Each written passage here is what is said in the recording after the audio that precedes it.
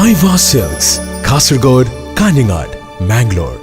ആരാ പറഞ്ഞേ ഭയമുണ്ടാകണമെങ്കിൽ യുദ്ധം ആവശ്യമാണ് എന്ന്? അല്ല, നല്ല പേടിപ്പിക്കൽ അറിയുന്ന ആളുകൾ ആ കാര്യം വളരെ കൃത്യമായ രീതിയിൽ ചെയ്തു കഴിഞ്ഞാൽ യുദ്ധം വേണ്ട, വെറും വാക്കുകൾ മതി.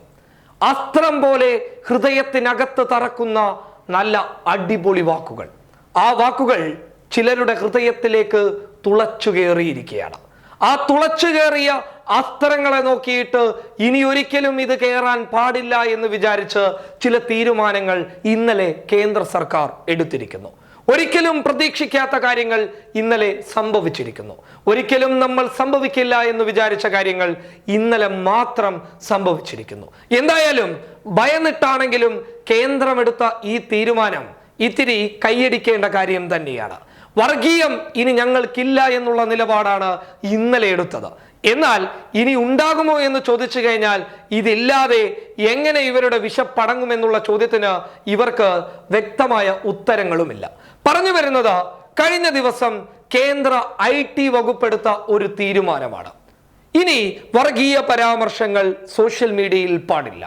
BJP നേതാക്കൾ ആരും വർഗീയ പരാമർശം നടത്തരുത് എന്ന് തന്നെയാണ് IT വകുപ്പിന്റെ തീരുമാനം. ഈ തീരുമാനത്തിന്റെ ഭാഗമായിട്ട് തേജസ്വി സൂര്യ അഥവാ ബംഗളൂരു സൗത്ത് MP-യുടെ 121 വിദ്വേഷം പരത്തുന്ന ട്വീറ്റുകളാണ് IT വകുപ്പിന്റെ നിർദ്ദേശപ്രകാരം ട്വിറ്റർ നീക്കം ചെയ്തിരിക്കുന്നത്. കാരണം ഇത് അത്ഭുതപ്പെടുത്തുന്ന ഒരു കാര്യം തന്നെയാണ്. കേന്ദ്രം തങ്ങളുടെ പ്രതിനിധികളോട്, BJP-യുടെ നേതാക്കളോട് വർഗീയ പ്രചരണം നടത്തരുത് എന്ന് പറയുന്ന ഒരവസ്ഥ നമ്മൾ ഒരിക്കലും ചിന്തിച്ചിട്ടില്ലാത്ത കാര്യമാണ്. പക്ഷേ തേജസ്വി സൂര്യയുടെ എല്ലാ ട്വീറ്റുകളും തേജസ്വി സൂര്യയോട് പറയാതെ തന്നെ IT വകുപ്പ് നേരിട്ട് ഇടപെട്ടുകൊണ്ട് ട്വിറ്ററിനോട് നിർദ്ദേശിച്ചിരിക്കുന്നു മുഴുവൻ വിദ്വേഷ പരാമർശമുള്ള ട്വീറ്റുകൾ നീക്കം ചെയ്യാൻ.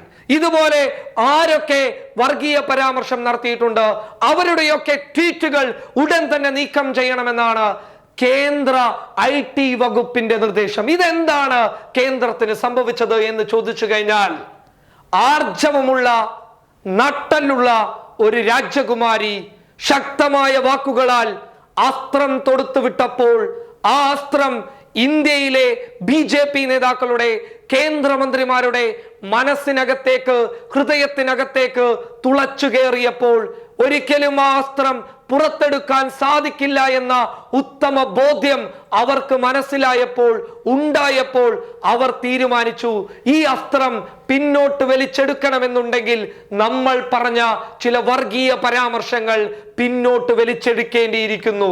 അതിനാൽ ഉടൻ തന്നെ അത് പിന്നോട്ട് വലിച്ചെടുത്തേക്കാം. എന്നാൽ മാത്രമേ ആ പെൺകരുത്തിന്റെ അസ്ത്രം നമ്മളുടെ ഹൃദയത്തിൽ നിന്ന് പുറത്തേക്ക് വരികയുള്ളൂ എന്ന് പറഞ്ഞു വരുന്നത് ഷെയ്ഖ ഹിന്ദ് ബിന്ത് ഫൈസൽ അൽ കാസിമിയെ കുറിച്ച് തന്നെയാണ്.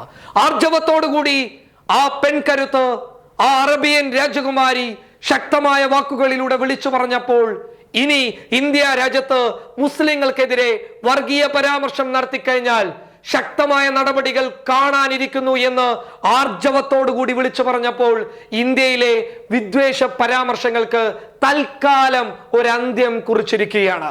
അത് മറ്റാരുമല്ല, അന്താരാഷ്ട്ര തലത്തിൽ നിന്നും വന്ന നീക്കം പോലുമല്ല, മറിച്ച് കേന്ദ്രം മനസ്സറിഞ്ഞ് ചെയ്തത് തന്നെയാണ്.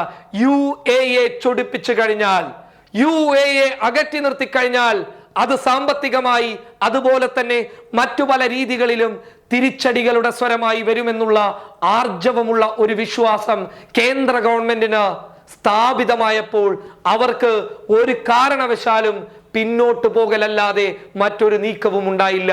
അതുകൊണ്ട് തന്നെയാണ് അവർ നേരിട്ട് ഇടപെട്ടുകൊണ്ട് തന്നെ വർഗീയ പരാമർശങ്ങൾ നീക്കം ചെയ്യാൻ മുന്നോട്ട് വന്നത്. ആരാണ് ഷെയ്ഖ ഹിന്ദ് ബിന്ത് ഫൈസൽ അൽ കാസിമി? ഷാർജയിലെ രാജകുടുംബാംഗമാണ്. ഷാർജയിലെ സുൽത്താനല്ല, UAE-യുടെ സുൽത്താനല്ല, മറിച്ച് രാജകുടുംബാംഗമാണ്. ഏതെങ്കിലും തരത്തിലുള്ള അധികാരത്തിലുണ്ടോ എന്ന് ചോദിച്ചു കഴിഞ്ഞാൽ അതില്ല എന്ന് വേണം പറയാൻ. മറിച്ച് രാജകുടുംബാംഗമാണ്.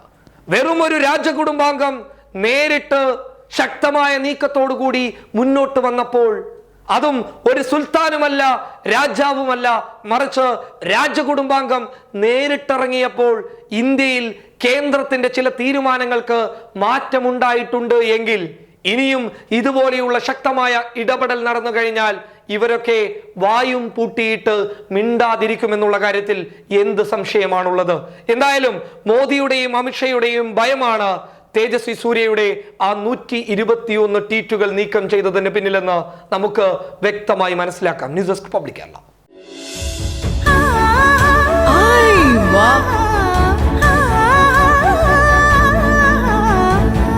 Aiva Silks, Kasargod, Kaningad, Mangalore.